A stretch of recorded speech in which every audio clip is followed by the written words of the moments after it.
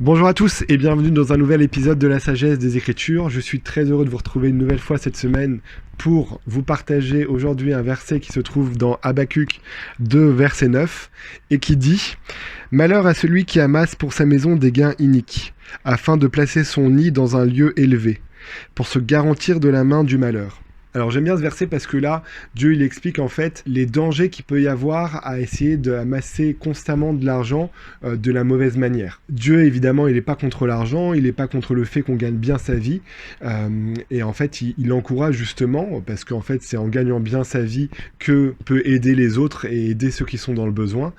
Mais il avait expliqué dans la Bible qu'on ne peut pas servir Dieu et Mammon en même temps, Mammon étant le dieu de l'argent. Et là, c'est la même chose un peu qu'il est en train de nous dire dans différents mots. Il nous dit que, voilà, il arrivera malheur à celui qui amasse des gains iniques pour essayer de se mettre en sécurité. Et c'est quelque chose que parfois on peut entendre, on veut tous avoir une sécurité financière, on veut tous être à l'abri du manque, mais des fois il peut arriver qu'on soit tenté de transiger sur certaines valeurs, transiger sur certaines convictions pour gagner des sous.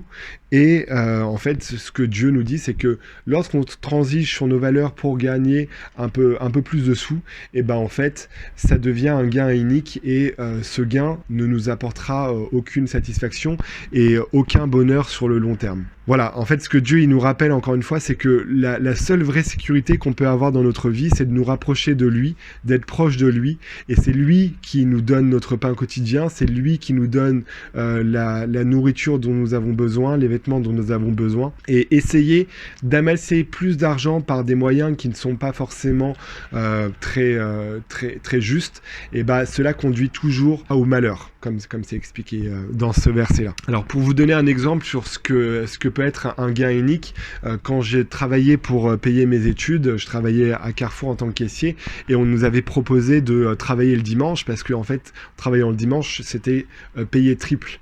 Mais je savais très bien, donc c'était pas juste de travailler le dimanche, parce que voilà, le jour du sabbat est censé être consacré à Dieu. Et donc en fait, j'avais dit non, donc j'étais passé à côté du salaire x3, mais c'est ce qui me semblait juste, et pour moi, c'est ce qui me semblait être un gain inique, c'est-à-dire que j'aurais transigé sur ma valeur pour l'appât du gain.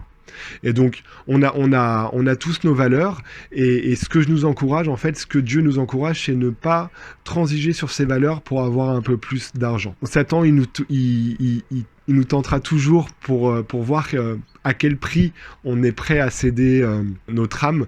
Mais rappelons-nous que notre âme n'a pas de prix, et qu'on ne devrait jamais la vendre.